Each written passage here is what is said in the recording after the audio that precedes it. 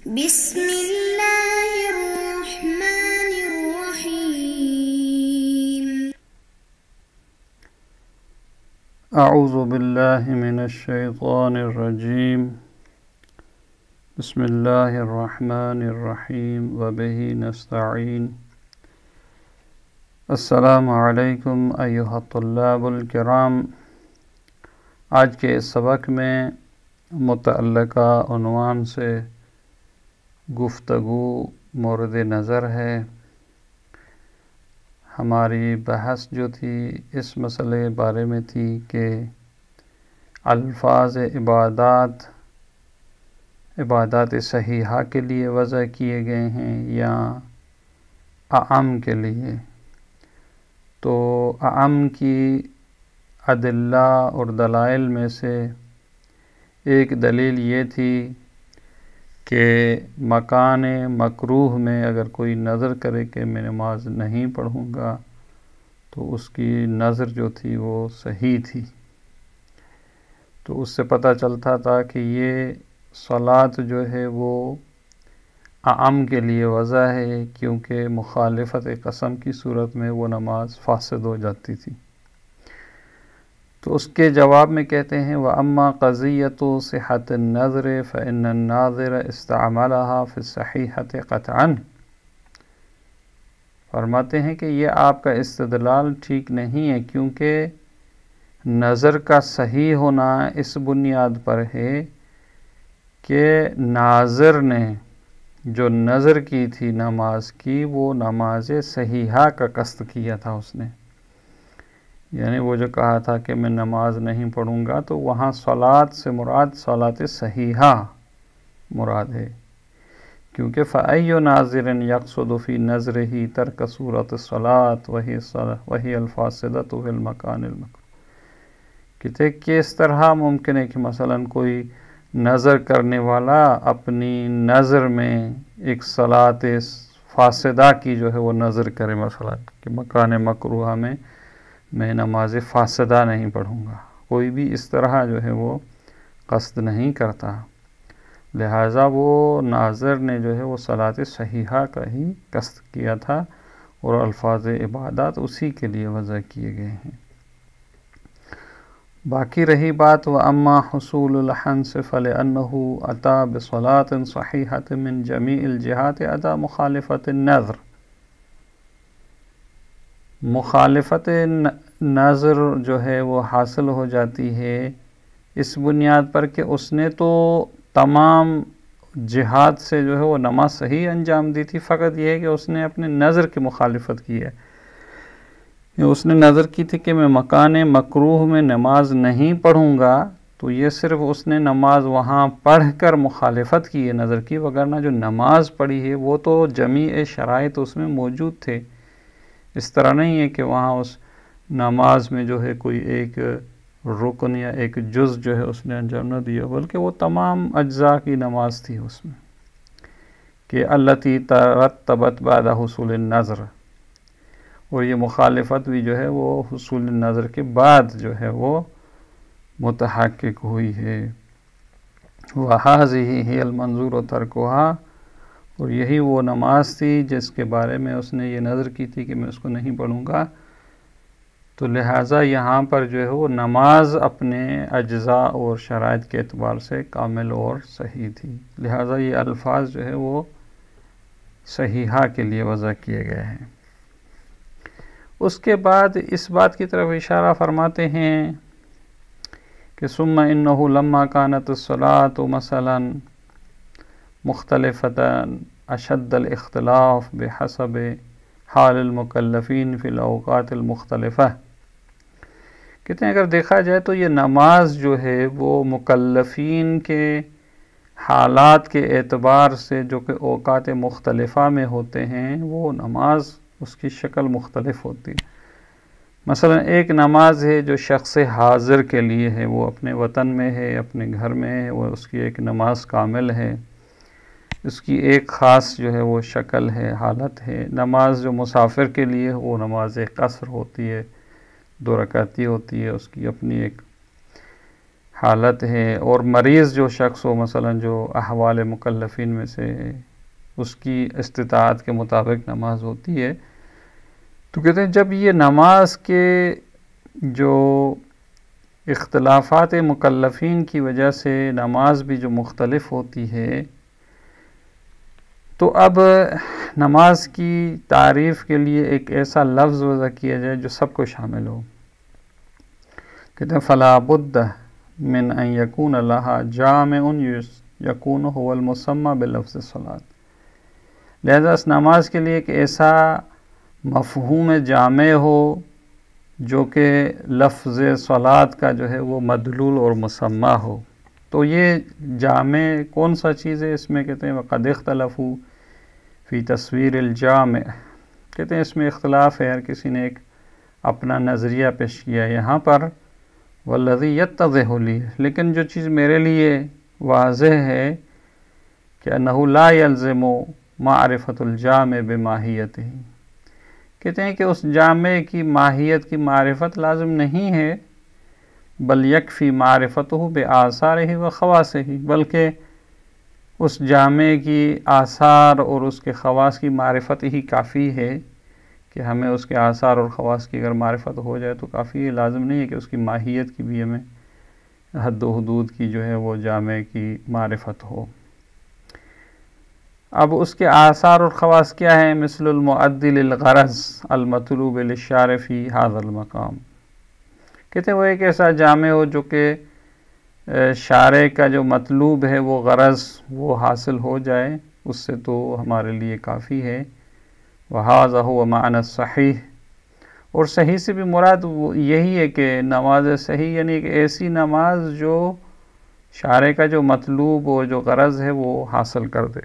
وَهُوَ الْمُتَبَادِرُ مِنْ لَفْظِ الصَّلَاۃ، اور لفظ صلاۃ سے بھی جو متبادر ہوتا ہے کہ ایسی نماز صحیح ہو جو کہ مطلوب شارع جو غرض ہے اس کو حاصل کر دے. تو لہذا یہی کافی ہے. اب اس کے بعد جو ہے یہ جو دو نظریے بیان کیے گئے تو ان کا کیا فرق ہے؟ اگر صحیح ہم یہ کہیں کہ الفاظ عبادت صحیح کے لیے ہیں تو اس کا کیا فائدہ ہوگا، ثمرہ ہوگا، اور اگر یہ کہا جائے کہ الفاظ جو ہے وہ عبادات عام کے لیے ہیں تو اس کا کیا نتیجہ نکلے گا. تو اس سلسلے میں فرماتے ہیں ثمرۃ القولین. اما الثمرۃ المترتبۃ علی القولین فہی کما ذکروا الرجوع الی اصالۃ البراءۃ او الاحتیاط فیما اذا شک فی جزئیۃ شیء لعبادۃ او شرطیتہ علی القول بالصحیح.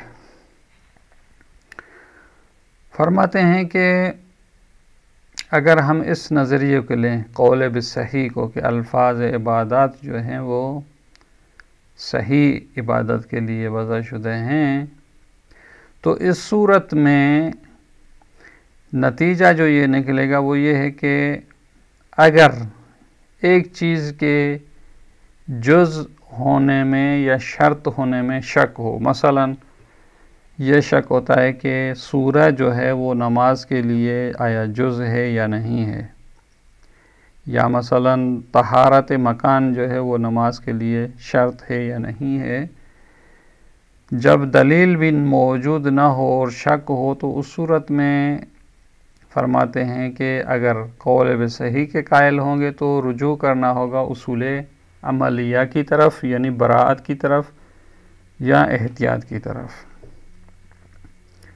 یعنی یہاں کہنا یہ چاہتے ہیں کہ اس صورت میں قول بصحیح کی صورت میں آپ اصول لفظیہ کی طرف نہیں بلکہ اصول عملیہ جو کہ مثلا براءت ہے یا احتیاط، کہ یہاں دو نظریے ہیں، بعض براءت کے قائل ہیں بعض احتیاط کے، تو کہتے ہیں کہ وہ براءت یا احتیاط کی طرف جو ہے وہ رجوع کرنا ہوگا. وہ اس طرح ہے کہ مثلا چونکہ نماز جو ہے وہ اجزاء اور شرائط سے مرکب ہے، اب سورہ کا واجب ہونا اگر نماز میں ہمارے لیے شک ہو تو اصول لفظیہ نہیں بلکہ اصول عملیہ جا رہے ہوں گے. دلیل کیا دیتے ہیں دلیل یہاں یہ تھے کہ لإجمال الخطاب بها من الشارع حينئذ على الخلاف في مسألة دوران الواجب بين الأقل من الأجزاء والأكثر الارتباطيين كالصلاة.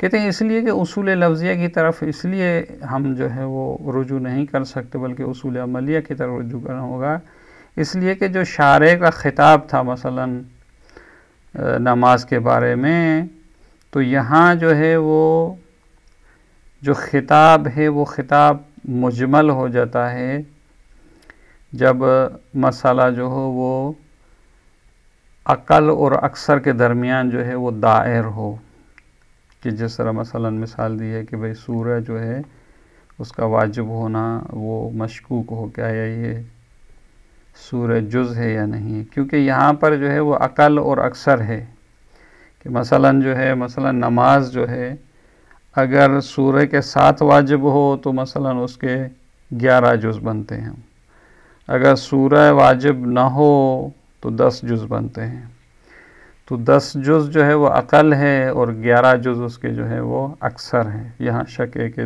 نماز جو ہے وہ 10 جزئی ہے یا 11 جزئی ہے. تو اس صورت میں جب آپ کو شک ہو جاتا ہے تو لہٰذا گویا کہ یہاں جو خطاب شارع ہے وہ مجمل ہے، تو لہٰذا اس خطاب سے یا اصول لفظیہ سے ہم تمسک نہیں کر سکتے بلکہ اصول عملیہ کی طرف جو ہے وہ رجوع کرنا ہوگا. یہ تھا اس قول بالصحیح کے نظریے کے مطابق. والرجوع الى الاطلاق اللفظی العرفی لاسم العبادت ہے کہ اس کا نیچے جو ہے وہ آکے کہتے ہیں علی القول بالاعم.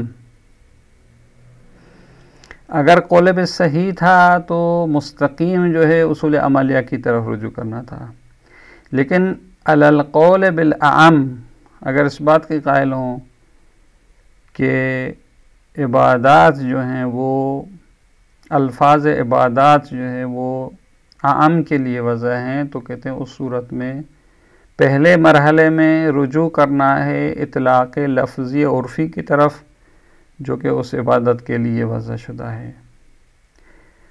البتہ ان کان ذالک الاطلاق وارداً مورد البیان، یہ اطلاق لفظی سے اس وقت جو ہے وہ ہم استفادہ کر سکتے ہیں جب وہ اطلاق جو ہے وہ مقام بیان میں ہو، کہ جس طرح مطلق اور مقید کی بحث میں یہ مفصل آئے گا کہ کما ہوا شرط الاخذ باطلاق اللفظ، ایک لفظ کے اطلاق سے اگر استفادہ کرنا ہے تو شرط یہ ہے کہ مولا جو ہے وہ مقام بیان میں ہو. جب مولا مقام بیان میں ایک لفظ مطلق وارد کرتا ہے اور قید ذکر نہیں کرتا تو اس قید کی نفی کرنے کے لیے اصالت الاطلاق جاری کی جائے گی.